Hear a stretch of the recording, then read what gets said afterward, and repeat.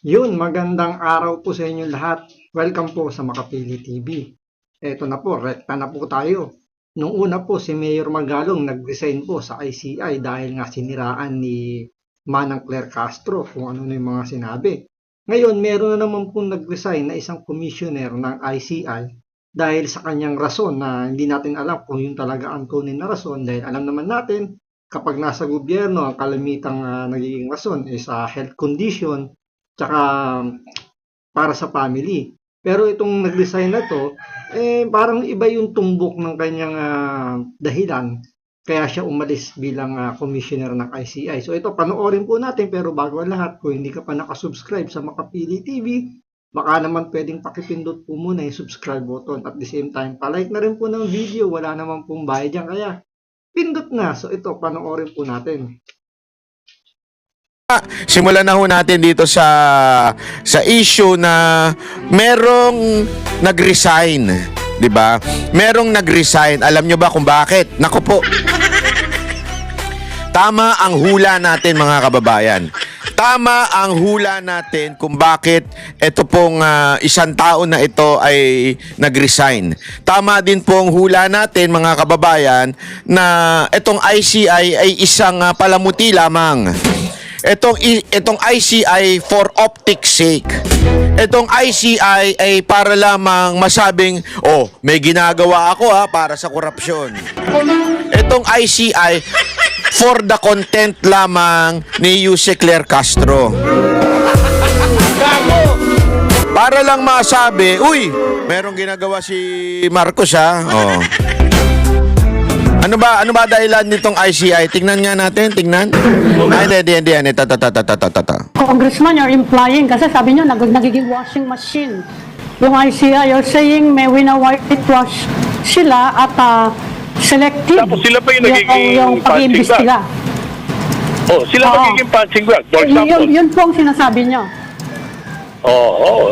Ito kasing isang commissioner, yan, si Singson, nag-resign. Bakit? Magkaibigan to si Singson at itong ini-interview ngayon, yung nasa telepono na si Congressman Erice. At bago pa magsalita si Singson, binanggit niya na ngayon kung ano talaga ang dahilan kung bakit nag-resign itong si Singson. Pakingge. For bigyan ko tayo specific example. Okay. Tinanggal si E.S. Bersamin.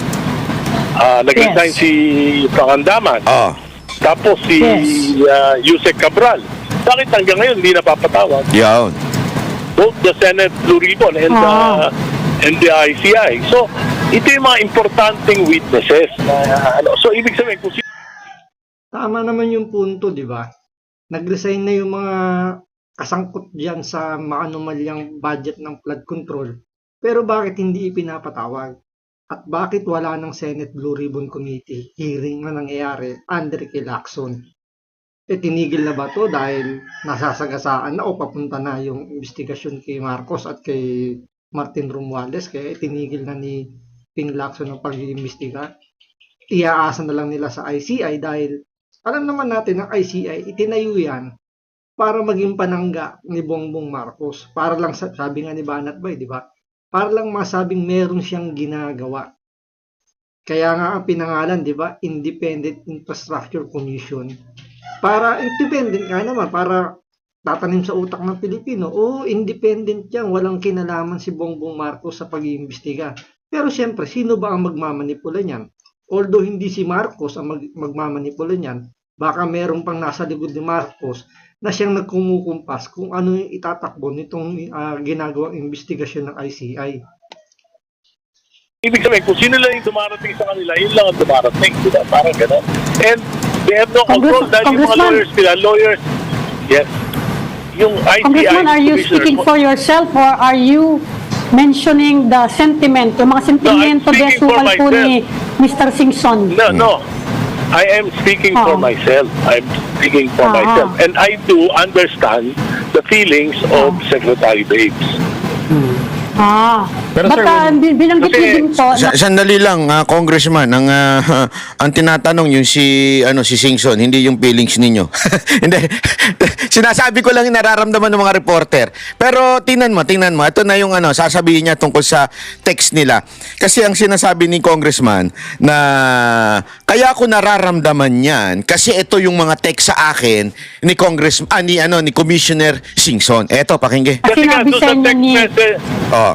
yung text message niya, sabi niya sa Sabi dito, nakalimutan yung part na yun. Kasi nga, sabi sa text message yon. Kasi nga, kaya nararamdaman nito ni Erice ay dahil doon sa text message ni Singson. Oh, ito na yon. and why would I sacrifice Aha.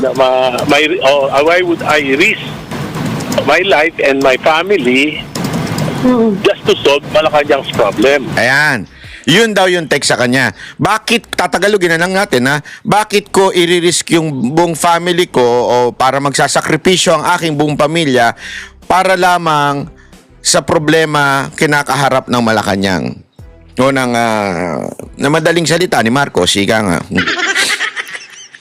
Sa madaling salita mga kababayan, sa totoo lang, ang nilagay doon sa apoy para quote-unquote masolve yung problema ng Malacanang ay itong ICI, pero hindi naman talaga binigyan ng kapangyarihan itong ICI para imbestigahan, ipakulong ang dapat ipakulong. Sa madaling salita, gumawa ang Malacanang ng shock absorber. Alam niyo yung shock absorber? Di ba sa mga sasakyan yung shock, yung ganun. Susunog ata yung niluto ko Sandali nasusunog ata yung niluto ko Sige, ano mo muna yung niluluto mo, Banat Bay. Iano ko lang yung punto ko naman. Kung bakit yung dating nung text message o yung reason dyan ni Commissioner Singson. Siguro, siyempre nag-iimbestiga, di ba? Aside siguro doon sa investigation mismo sa loob ng ICI, possible meron din siyang sariling investigasyon na ginagawa. At siguro naramdaman niya na paano niya hahanapin yung magnanakaw kung ang gumawa ng komisyon ng ICI ay yung magnanakaw. Diba? Paano mo nga naman uhulihin yung magnanakaw? Isa pa yan. Wala silang kapangyarihan para magpakulong ng magnanakaw. I-refer nila doon sa ombudsman. Kung nakita na nila yung magnanakaw, yung gumawa mismo ng ICI, paano nila i-refer ngayon sa ombudsman na alam naman nila na ito ay inappoint ng presidente. At ang presidente ay involved dito sa pagnanakaw ng pera. So paano mo nga naman babanggain o paano mo paninindigan yung lalabas sa investigasyon mo? At alam mong lalabas kayong katuwa-tuwa na lang dyan, di ba? Kung hindi nyo naman kayang panindigan dahil kung matutumbok talaga sa investigasyon, damay talaga itong si Martin Romualdez, itong si Sandro Marcos, tsaka si Bongbong Marcos. Paano nila paninindigan?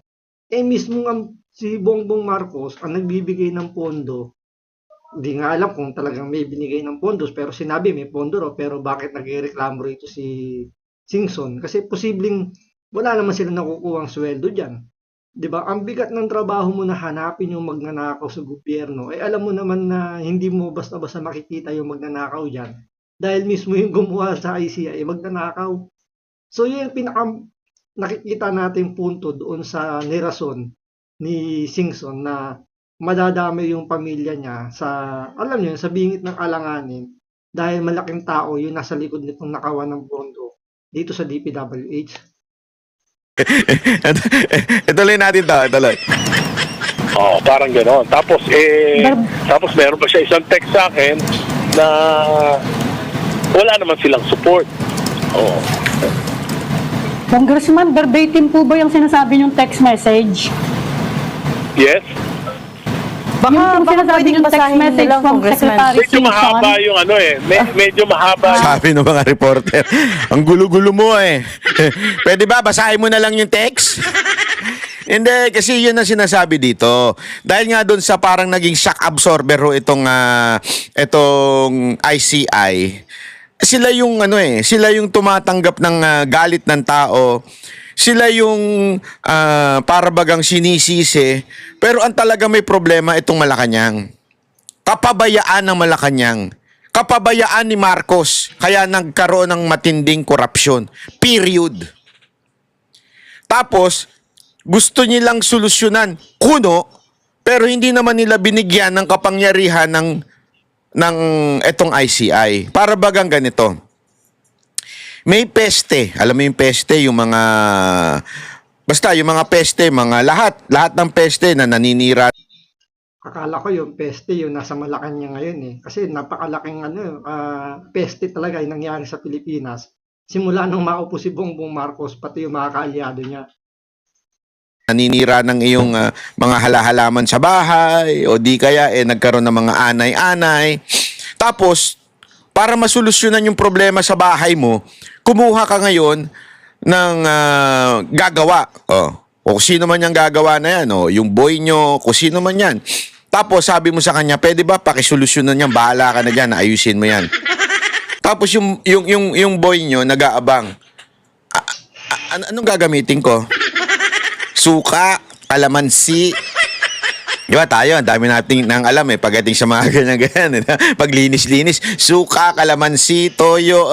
Ano yan, luluto mo ba yan? Ayop. Di ba? Oh. So, nag-aantay siya, bibigyan mo ba siya ng ayos ng mga peste dyan sa bahay mo? Nakaganyan lang siya. Wala. O basta kasalanan mo yan pag hindi mo nasolusyonan yan. Yun na lumalabas. So, ganun talaga yung nangyayari ngayon. Kasi kung papansinin nyo nga naman, di ba, pag tinatanong ang Malacanang, especially si Manong Claire Castro, ang itinuturo yung ICI, na leave it to the ICI kung ano yung lalabas na ebidensya, yun ang, kumbaga, dun tatakbo ng kaso.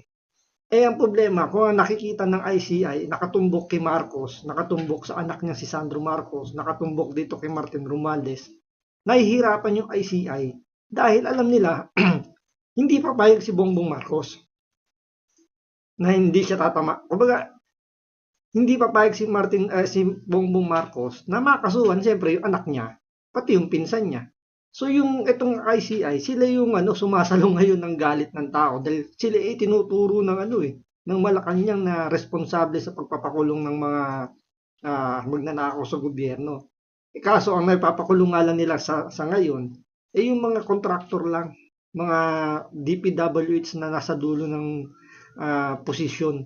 Pero yung talagang hinahanap nating mastermind na magnanakaw, kahit alam na ng ICI kung sino, hindi nila matumbok. Kasi sila rin ang kumbaga, naiipit sila sa dalawang nag-uumpugang bato, which is yung taong bayan, pati itong Malacanang. Ngayon, hindi sila makapamili ngayon. Kahit gusto nilang tulungan yung taong bayan, hawak naman sila ngayon ng administrasyon. So, sila yung mas kinakawawa talaga dito. Kaya siguro naisip na lang ni Singson na umalis na lang. Kasi nga, hanggat maaga pa, kaya niya pang umiwas, iiwas na siya. Kaysa naman yung mabaon sila ng todo, hindi na sila makakaahon. Na lumalabas ngayon sa ICI, di ba? Text message, pero yun yung pinaka-send. Kailan to, sir? Just to solve Malacanang's problems, ha? Siguro mga 2-3 days ago. Ganyan. Oh, recent lang. 2 to 3 days ago. Nagulat So, Marami, although yung sinabi niya yung tungkol doon sa extra powers, matagal na yun.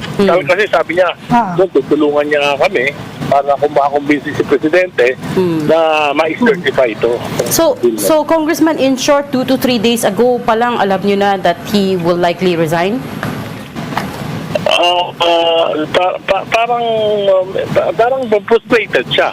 Hindi ko naman alam. Nagulat nga ako na actually dapat I'm supposed to deliver a question of privilege today. So dyan, naunahan na ako ng pagkakataon.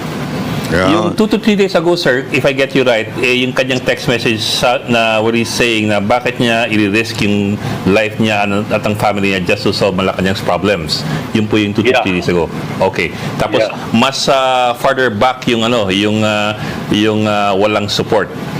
Walang support doon sa legal. Latest niya yung latest niya kasi sabi ko baka lumabas yan parang washing machine kayo. Sabi niya hindi lang washing machine, punching bag pa. Yun. Wala namang support.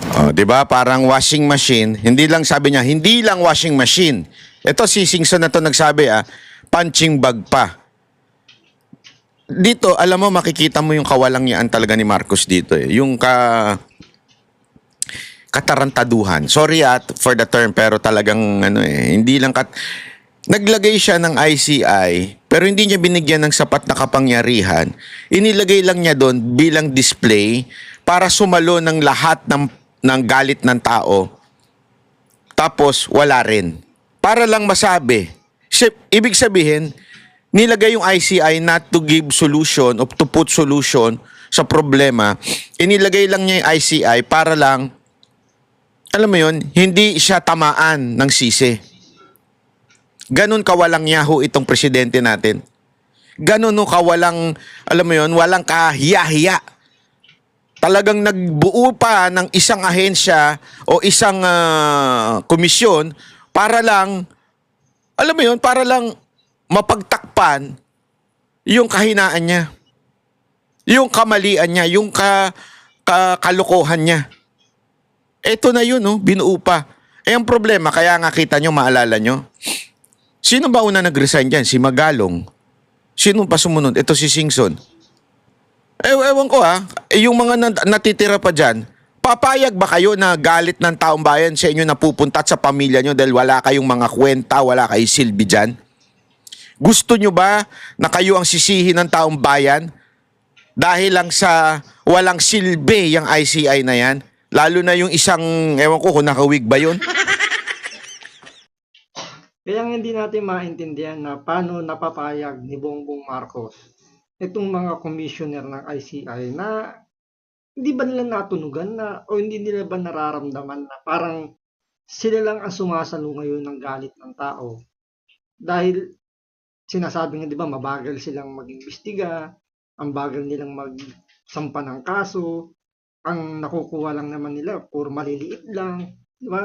Yung mga big fish halos wala kahit na binanggit na yung mga pangalan ng mga congressman, yung mga congressist, mga ano pa, 'di ba, yung contractor pa. Talagang very ano na yun, alam na ng kung sino-sino yung mga contractor sa House of Representatives. Pero bakit hindi nila maimbestigahan? Yun ang tanong doon. Para saan pa yung pagiging independent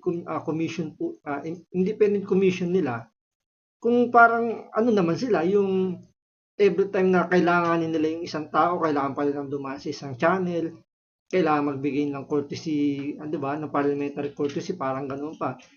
Diba, isipin nyo na lang, hindi nila mapatawag yung mga contractor. Kailangan pa nila magpaalam muna sa House of Representatives sa Speaker.